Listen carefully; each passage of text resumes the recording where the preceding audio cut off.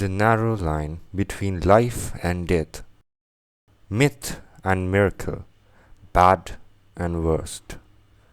Never have I felt such lines through the pages of a book. The book felt too long, but after reading some pages, it felt too short. Greetings, everyone. Today we will be discussing this book called A Game of Thrones by George R.R. Martin. It is an epic war fantasy novel that is first of 7 parts.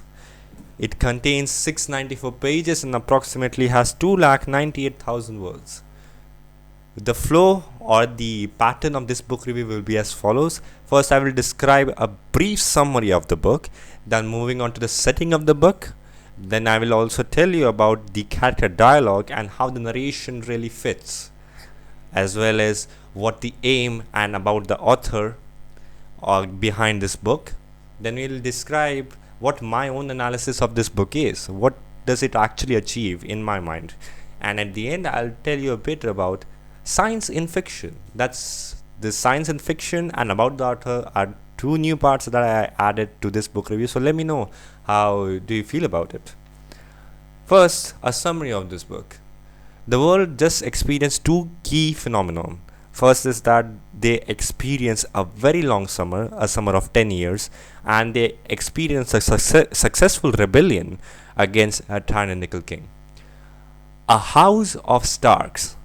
One of the 7 key houses is the perspective that we look through that explores how this house of Starks really goes through this world that is about to collapse into internal conflict. Because the 2 key aspects that I described earlier brings the perfect recipe for greed to really get to an extreme level and the world ready to move on to a power struggle. That's what we really see in this book, the development of characters through this power struggle. Moving on to the setting of the story. The story is based on a supercontinent that can be split into 2 parts. First is the supercontinent part that is ruled by a monarchy and is mostly inhabited by human-like species.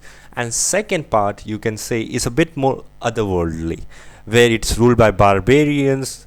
They run across everywhere and few cities that did not get enough book time. In the monarchical worlds of humans, although there are less amount of races that you actually expect from a fantasy novel, we'll get to that as well in the science and fiction section. And the social fabric amongst these humans is quite unhealthy as well, as a male generally is expected to commit adultery. Not expected, but he will be fine if he commits adultery, and the same is quite, I'm not sure would it be same for if a female does so in this world. As well as there's a political instability seen through the world, because some families just hold too much monetary gain, they hold too much money and they hold too much influence in the kingdom. That really puts their greed into front and tells us that okay, that this this political instability is going to outcome into a conflict possibly. Moving on to the actual things that these people do. The things that the people do, it may be as common as what we do in our real life, but they follow carriages, litters, they use horses to transport. So it is a bit more downgraded, a bit more less modern than our world. Speaking about the fantasy part of this world, it does have dragons and it does have magic, but they are so few. They are like a tree in a desert. They are very, very rare in this book.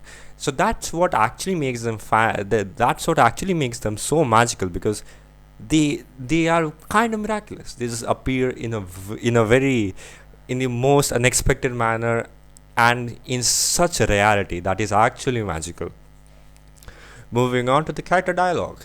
The character dialogue, you can actually see 2 aspects: the emotion of the character and the personality / knowledge they have. A 8-year-old or an infant will actually speak in a manner that you expect of an infant, which I thought was very impressive in this book. And the narration aspect will continue to give you context, history when needed in simple English. Character dialogue also follows very simple English.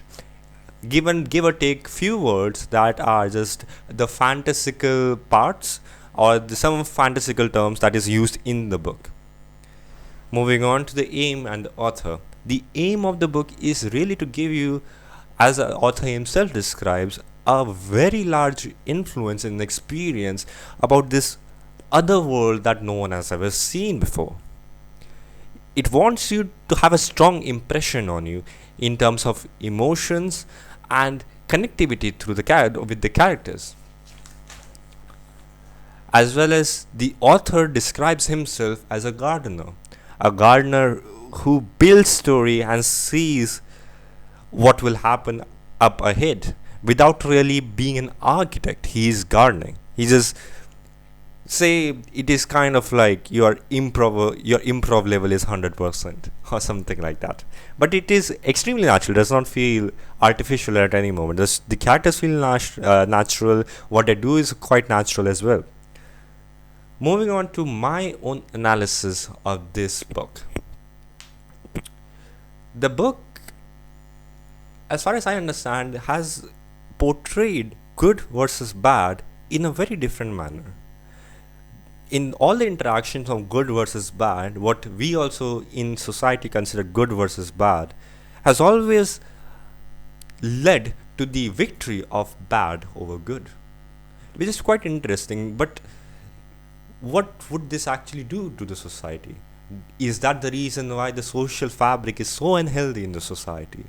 Is that also the reason why the good may be just continuously decreasing from the society because it is continuously be cut down by bad? Or is it an opportunity for the birth of a great amongst the good? I want you to think about that, because I somewhat got that question answered in the book. I like you to explore as well. It is actually very fun. Moving on to the last section, science and fiction, as I promised. So the two aspects that I really like that are scientifically sort of relating in the story is that when you remove pressure from a species, they grow into such they are initially, suppose if you're taking the humans in this world, the pressure of survival, the pressure of food has been very greatly released from them, and that should be a good factor. That should actually lead to more growth, but it's quite contrary. We see that they are dipping down in terms of how good their society is, how healthy it is as a whole. So not always good environment condition leads to good speciation and stuff. This was an experiment that was performed on mice actually. Like a population of mice were taken. I'll just wrap it up quickly. A population of mice were taken, and they were provided all the things needed for their lives. And what was the result is that their society was fractured. They were somewhat depressed, somewhat having conflicts between each other, and I find it somewhat similar to what happens to this world. Another aspect is why there are not a lot of human races in this world.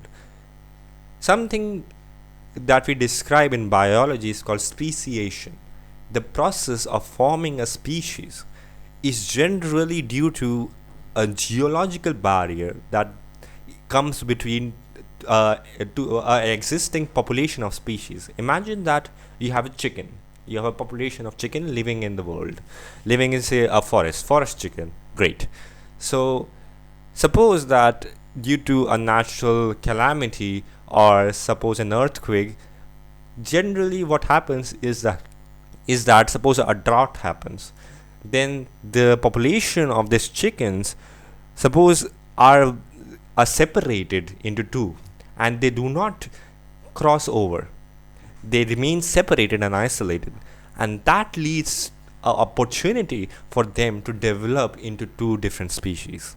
A similar something can be said about why there's a lack of such races, because I did not really see much geological barriers amongst the humans themselves. Thank you for listening to this rather long book review. I hope you enjoyed it, and let me know what books would you like me to cover more. Thank you.